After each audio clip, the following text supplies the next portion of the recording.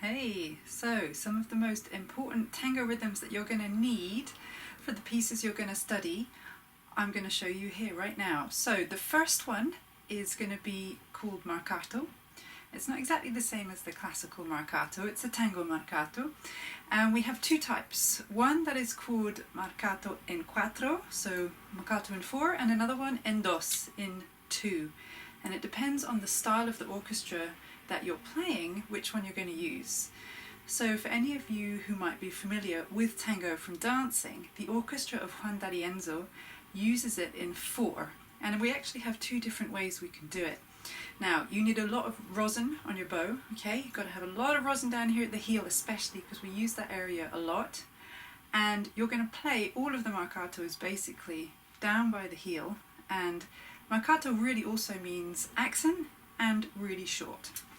So I'm just going to take a simple kind of scale of G, and you can practice on that as well. So really at the heel, and for this marcato, the first one we're going to try in 4, we're going to basically start on the string, so you kind of get a bit of a grip.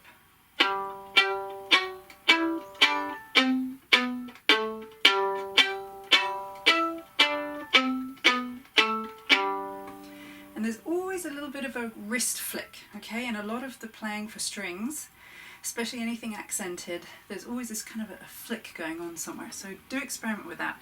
But you also want it to be really dry, and you want it to have a kind of crispness as well, because there's no percussion in tango, so these kind of marcato rhythms work as a replacement for drums and so on, especially if you have a lot of strings playing together at one time.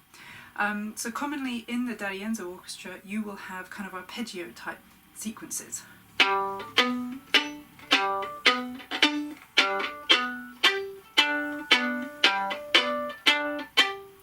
So you can just practice any old kind of scale warm-up with this bowing, and that will get you in the spirit. And then later on we have also a slightly kind of rougher, more expressive one for the really loud parts, and this is where you're kind of really throwing the bow on the string. But again, it's every note accented in the same way.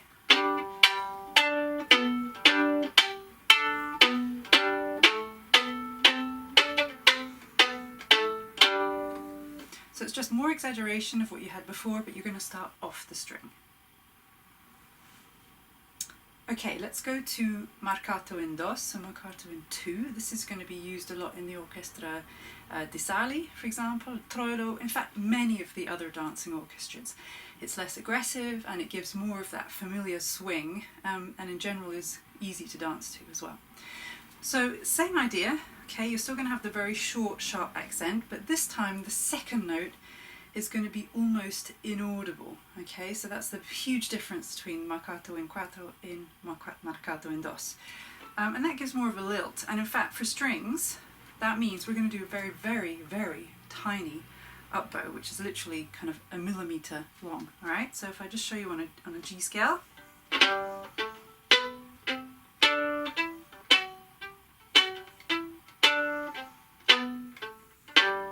So you can hear that up bow is almost inaudible, right? This is it. That's enough. And you'll have other places in music where you'll have an accent and dots over all the notes. So you could have one accent and then 3 quavers with just dots, so that would sound like this.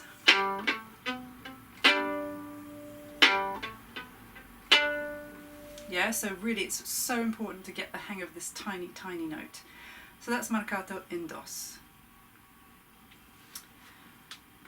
Another thing you're going to need as far as accents go is there's 2 types of accents, if we put it basically, okay? There's more than that, but the basic 2 are the really short, dry one, and then one that's called a long one. So the short one is the one that you've just done, and the long one is when we're going to link. We're going to have a slur between that first note and the second note, and that means that the second note that doesn't have an accent is going to be almost inaudible. So you can see my fingers going down, but you only just hear the note at the end of the slur. And that's so that we imitate the same rhythm that we've just had with Marcato en dos, all right? Which is again a real basic rhythmic articulated sound that we need in tango. Okay, so again, have a go with your scales, just practicing that. Again, do arpeggios as well.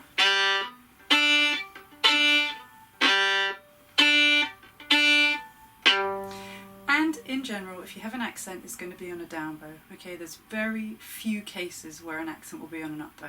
All right, and that's because it's so much easier to have so much weight down there. All right, so there's one other thing that I also want you to be aware of, and that's something that's called an asifala, which basically is a kind of, it's not an upbeat, but kind of is. We often have a lot of melodies in tango that start with a rest, okay, and that's one of the things that gives tango this fantastic kind of contrapuntal and syncopated feeling. So if I just count in, again I'm just going to use the G scale because that's easy for you guys to play as well, and you're going to not play the first quaver and you're going to come in after that, and we'll do some of the long accents that I just showed you. So we go 1, 2, 3, 4, 1. 1, 2, 3, 4, 1.